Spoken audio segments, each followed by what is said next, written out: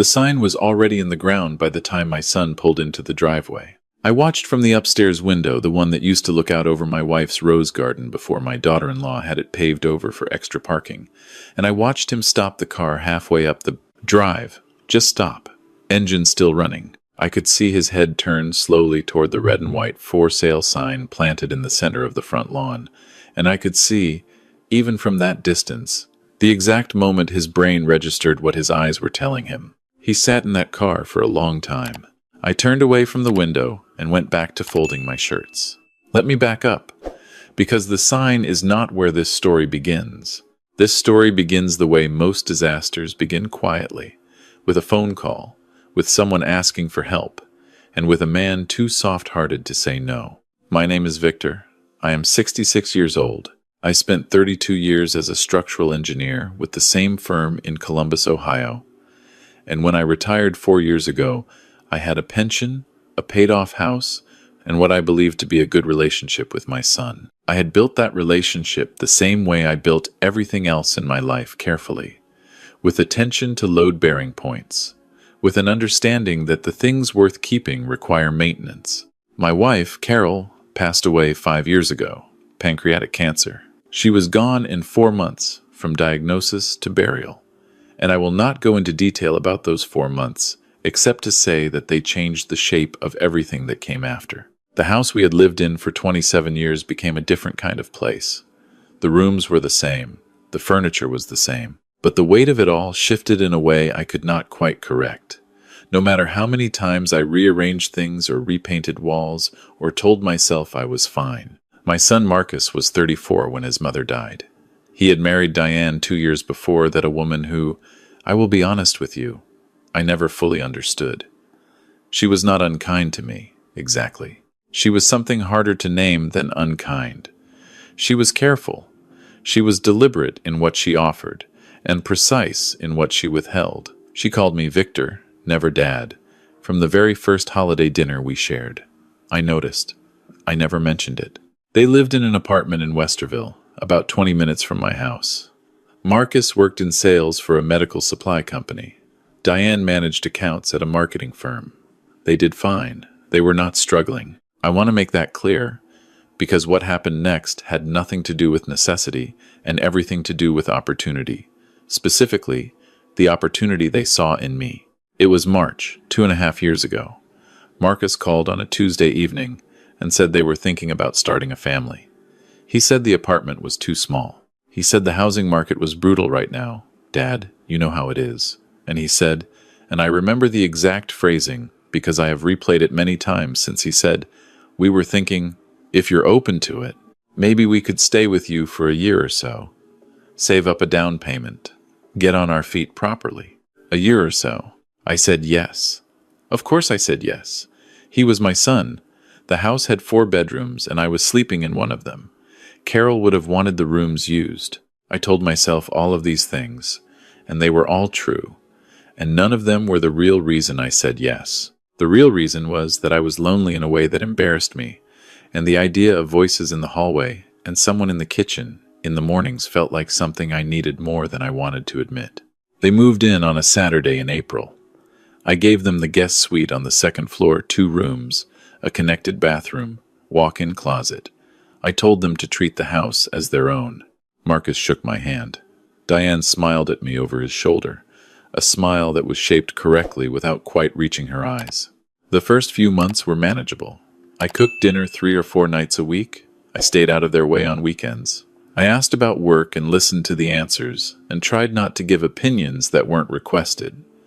I thought we were doing well, but there is a thing that happens when you are the older person in a house with younger people who are determined to feel at home. It happens slowly, so slowly that you almost don't notice it until you look back and realize you cannot identify a single moment when it turned, only that it did turn, and that you are now somewhere quite different from where you started. It began with small things.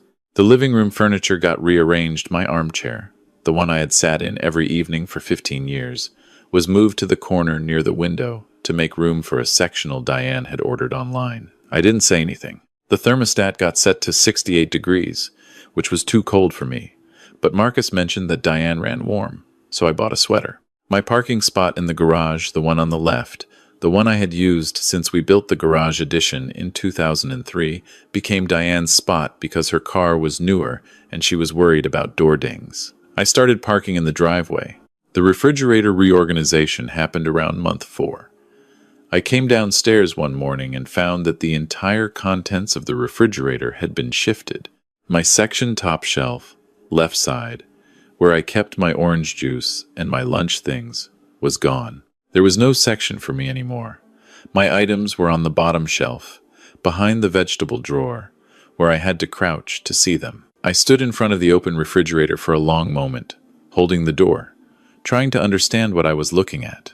I reorganized things back to where they had been.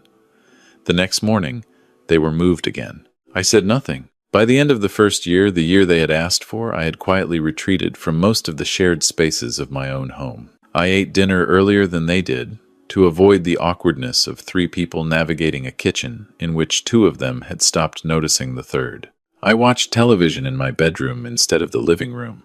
I used the smaller bathroom on the ground floor because the master bath, the one attached to my bedroom, Diane had filled with her things and Marcus never mentioned it, and I never asked. I kept waiting for Marcus to notice. He didn't notice.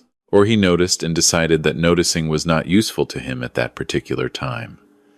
I'm still not certain which one it was. The second year began without any conversation about the original arrangement. No mention of saving enough. No mention of moving out. No mention of the timeline at all. Marcus got a promotion.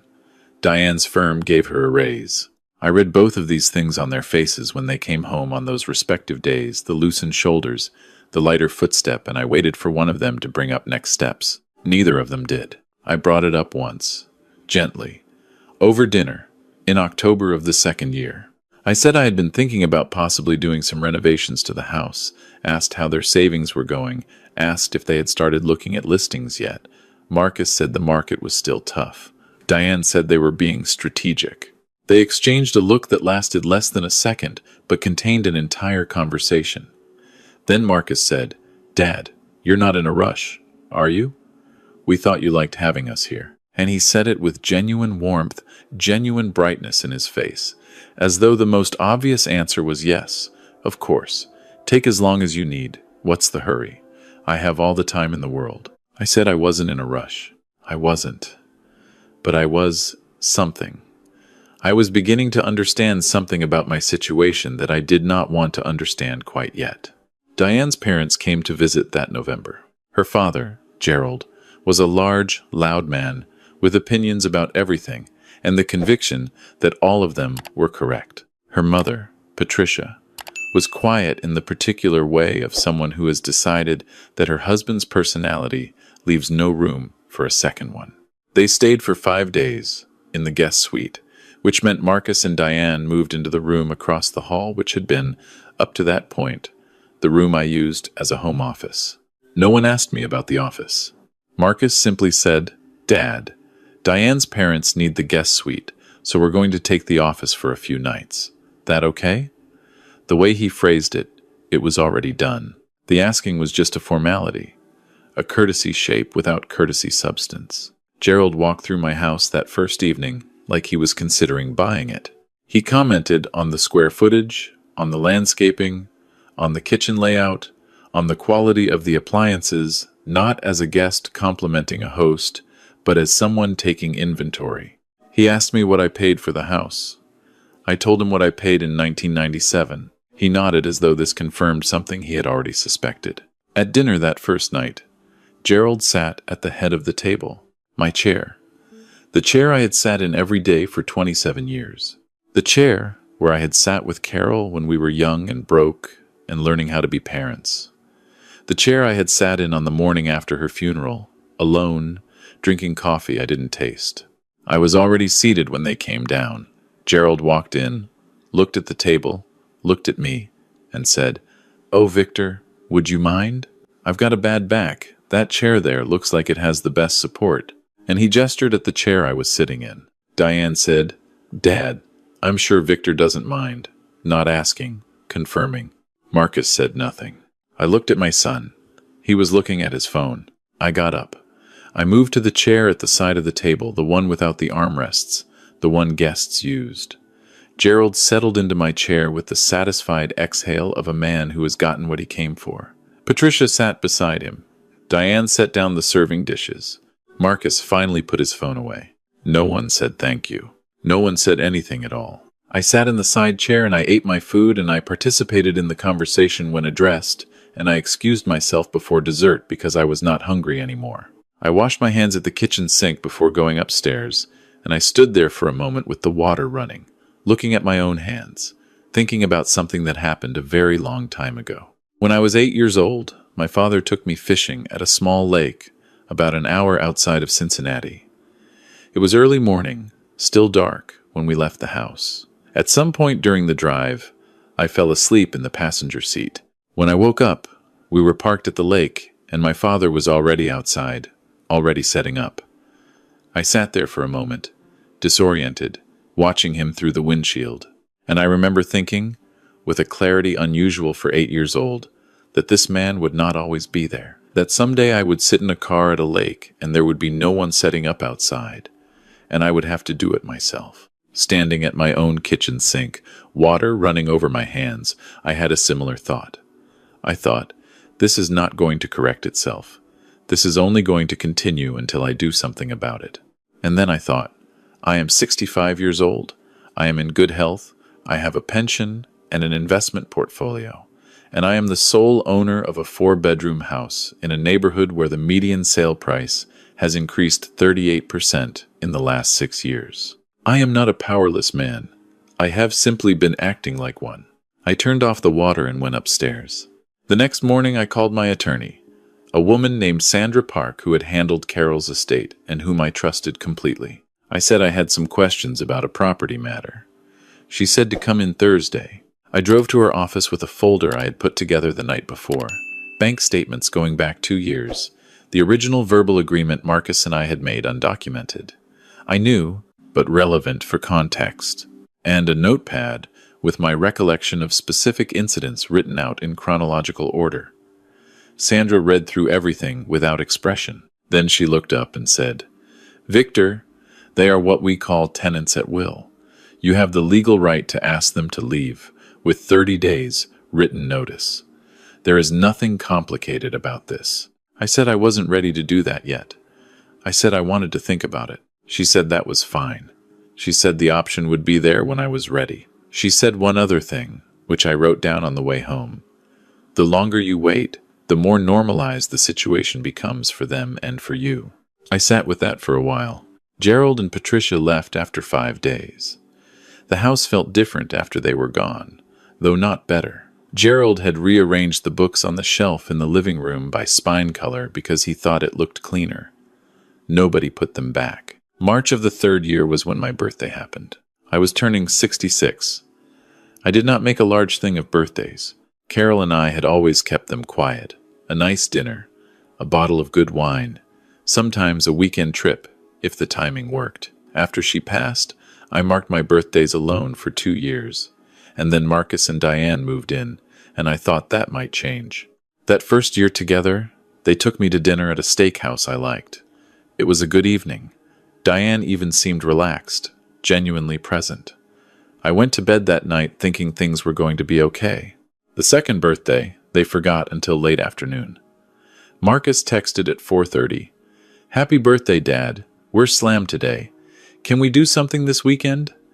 Diane sent a GIF. We did not do something that weekend. This third birthday, 66, a Saturday in March, I assumed we would simply not acknowledge it.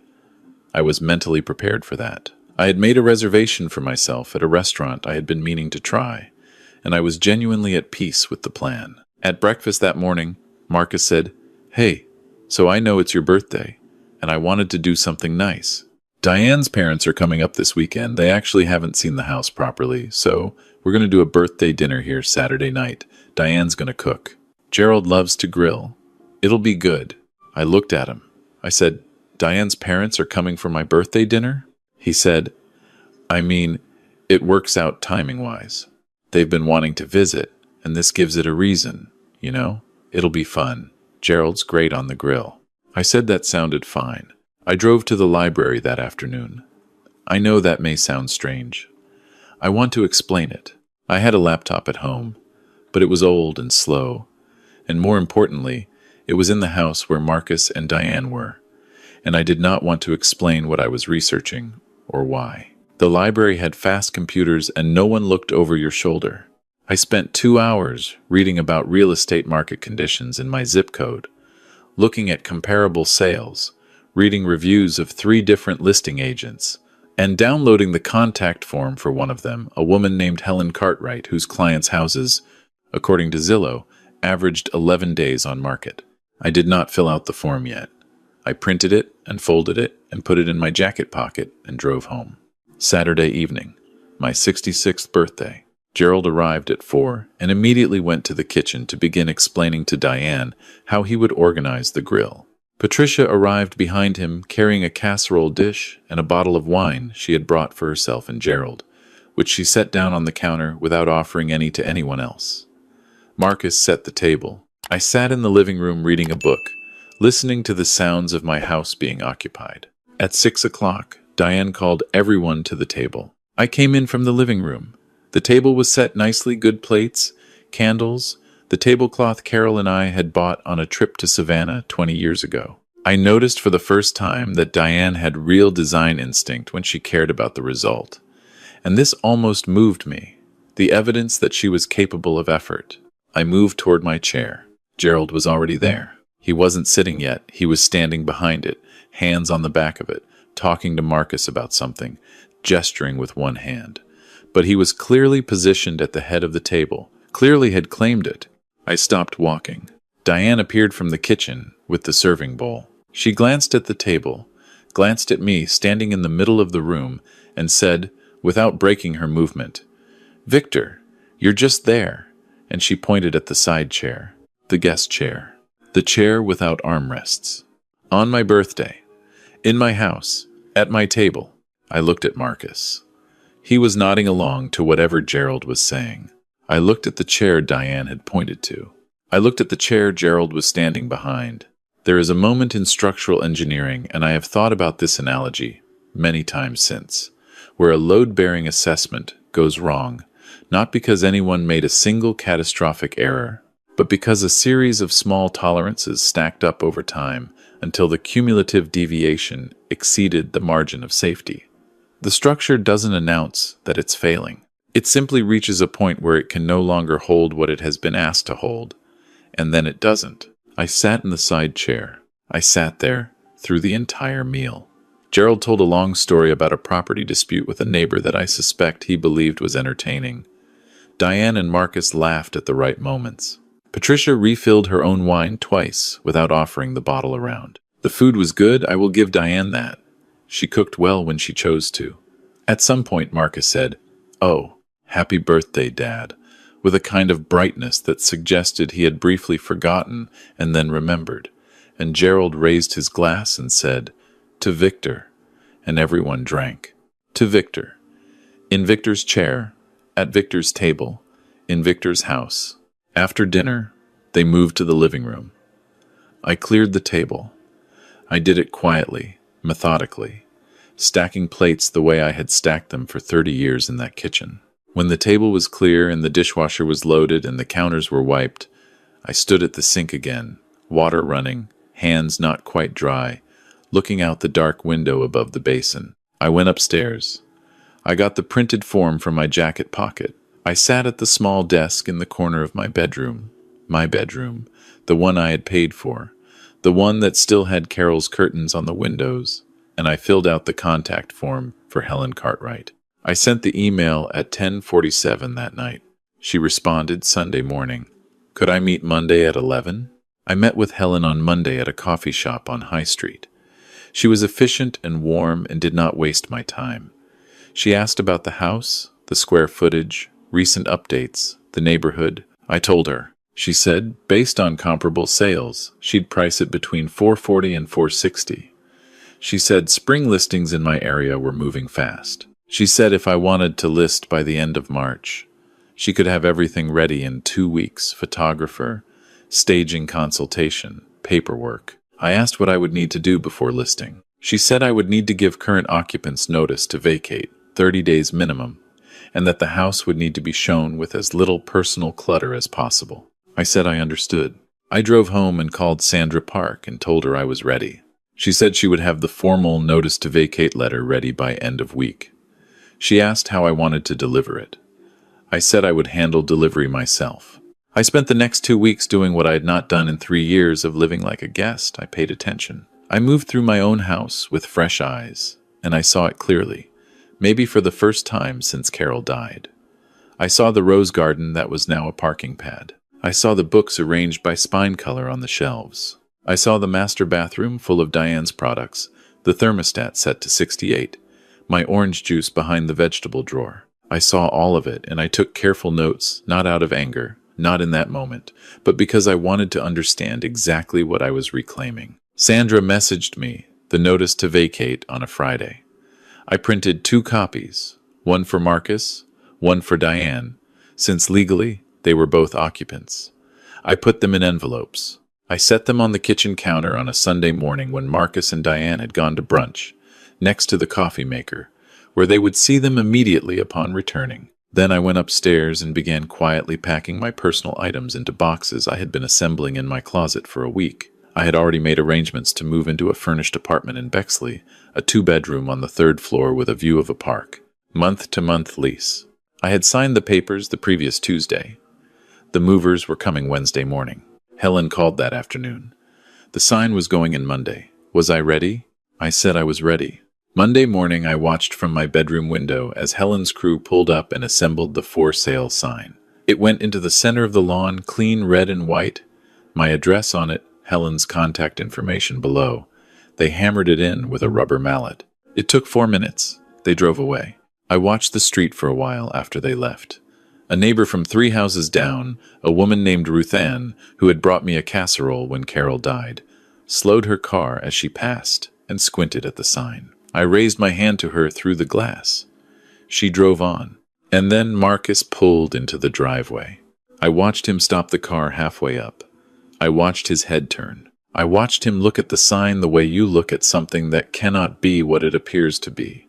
Something that your brain refuses to process on first pass because the implications are too large. He sat in the car for almost 6 minutes.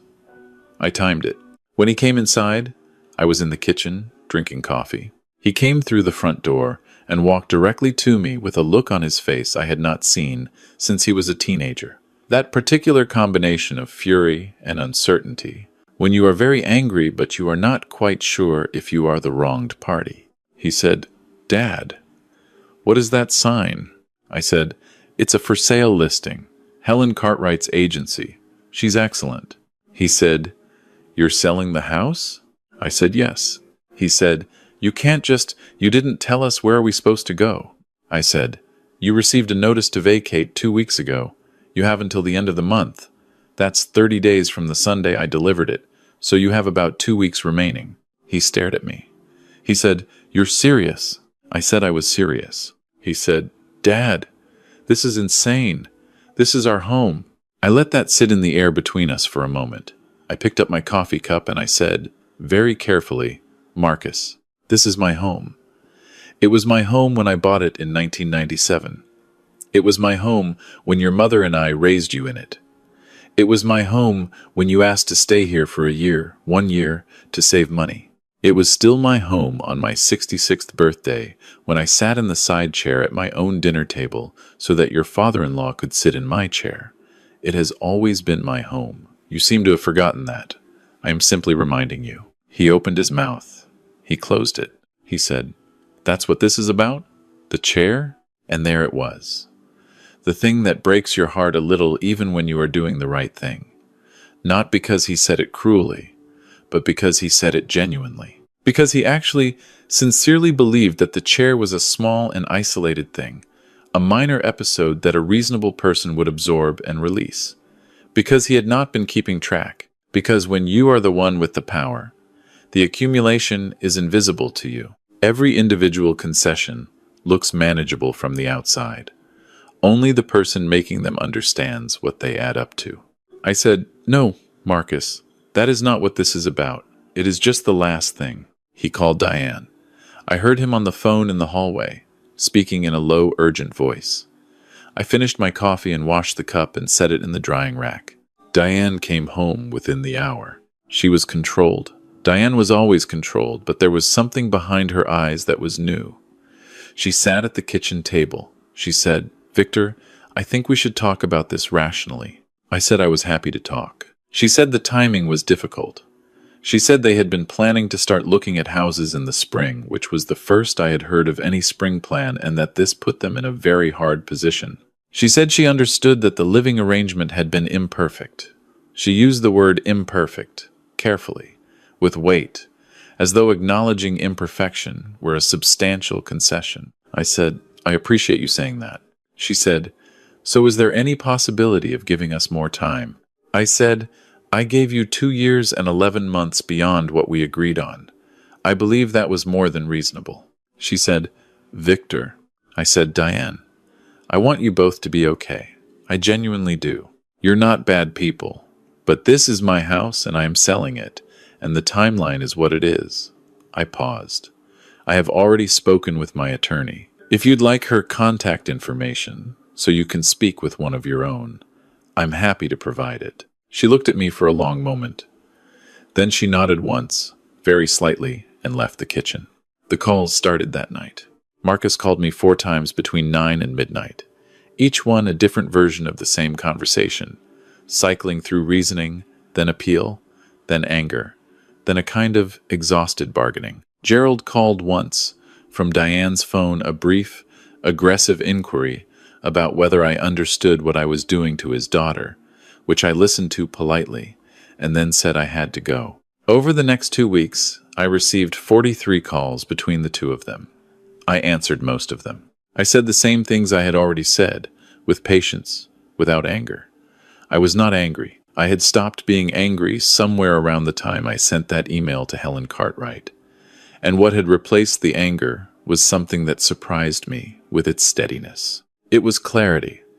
The kind of clarity that comes when you stop waiting for a situation to improve on its own and simply decide what you are going to do. They moved out on a Thursday, 4 days before the deadline. A moving truck came in the morning. I stayed in my bedroom with the door open, not hiding, but not in the way.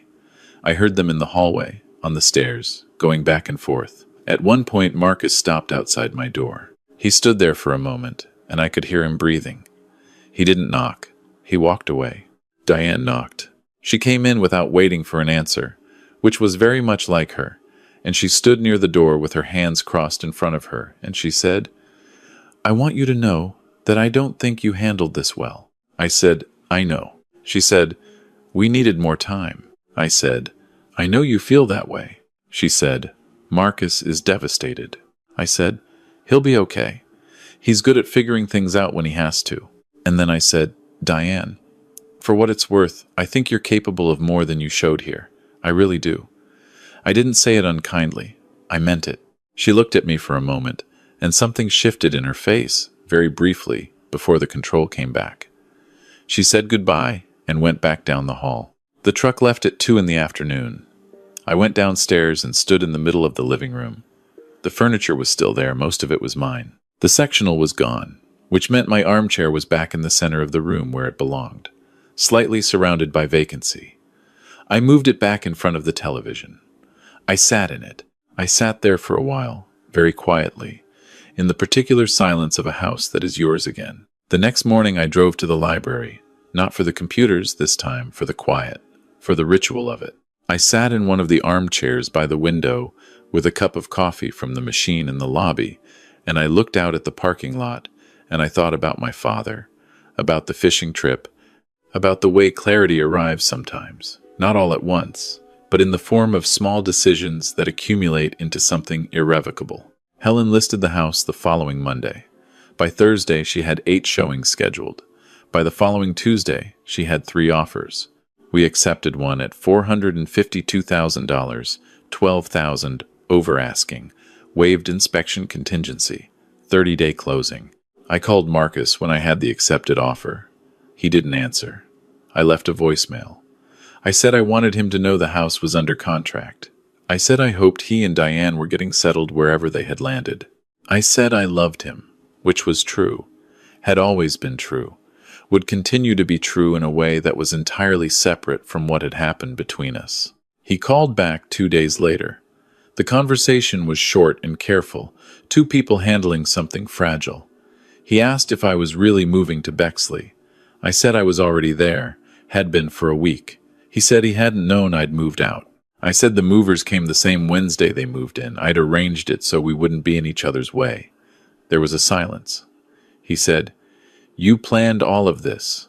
Not accusatory exactly, more like someone recognizing the shape of something they hadn't seen clearly before. I said, "I'm your father, Marcus. I've been planning things my whole life. I just usually plan them for you." He didn't say anything for a while. Then he said, "I'm sorry, Dad. I think I stopped seeing you clearly. I don't know when that happened." I said, "I know." He said, "Can we have dinner sometime?" I said, "Yes." I said I'd like that. The apartment in Bexley is everything I needed it to be. 3rd floor, 2 bedrooms, one for sleeping and one where I've set up my engineering books and a drafting table I bought at an estate sale, where I sometimes work through old structural problems just for the pleasure of it. The park is visible from the kitchen window in the mornings, and in March the light comes in at an angle that Carol would have called the good light, the kind she arranged furniture to catch. I've been going to the library on Tuesday mornings. I take the long way, through the older neighborhood where the houses have that post-war solidity, the kind built with actual attention to load distribution. I look at them the way I always have, assessing, appreciating. Some of them are very well made. They have held a long time. On a Saturday, about 3 weeks after I moved in, my phone rang. It was a number I didn't recognize. I almost didn't answer. I answered. It was Gerald. He said he wanted me to know that he thought Marcus and Diane were going to be fine. He said they'd found a rental in Upper Arlington. He said it wasn't easy for them. And then he said, and I was not prepared for this, he said, "I've been sitting with something. That night at your birthday dinner. I took your chair." He said it plainly, without decoration. That wasn't right. I knew it wasn't right when I did it. I should have said something at the time. I didn't answer immediately. I was in the kitchen, and I put my hand flat on the counter and stood there for a moment. I said, "Gerald, I appreciate you saying that." He said, "I'm not sure it changes anything." I said, "It doesn't need to change anything. It's still worth saying." There was a pause. He said, "You're a difficult man to stay angry at, Victor." I said, "I've noticed that about myself." He laughed a real laugh, short and surprised. We talked for a few more minutes about nothing in particular. He mentioned a restaurant in German Village he thought I might like. I said maybe we'd try it sometime. We said goodbye. I stood in the kitchen after I hung up, hand still on the counter, and I thought about the house, about Carol's curtains that I'd brought with me and hung in the bedroom window here, about the rose garden that was no longer a rose garden, about my armchair in a room that was no longer my room, about what stays and what doesn't. I thought about what I had told Marcus, that I loved him, that it was separate from everything else, that some things are not conditional on other things, no matter what it looks like from the outside. In structural engineering, there is a concept called graceful degradation. It is the principle that a well-designed structure, when placed under loads it was not designed to carry, does not collapse catastrophically. It bends, it warns, it allows time for correction. It does not fail all at once, and when it does fail, it fails in ways that can be rebuilt. I think about this when I think about Marcus and me, about what we are doing now, which is slowly, carefully, without forcing it, rebuilding something. It is not the same shape it was before. It may not ever be, but it is real, and it is ours, and it is still standing. Marcus came for dinner last month. Just him, Diane wasn't ready for that yet, and that was fine. I made the pot roast Carol used to make, the one Marcus had requested every birthday from age 6 onward. We sat at my small dining table in the Bexley apartment, and he ate 2 helpings, and we talked for almost 3 hours, about his job, about the new place, about some things from when he was growing up that he'd been thinking about. At one point he said, "I don't know when I turned into someone who would do what I did." I said, "You're not that person now." He said, "How do you know?" I said, "Because you're asking the question. People who are that person don't ask." He nodded. He helped me with the dishes after. He dried while I washed, the way he had done when he was 12 years old, and we stood side by side at the sink and didn't talk much. Just the comfortable sounds of water and plates, and a kitchen that is small enough that two people standing in it are necessarily close.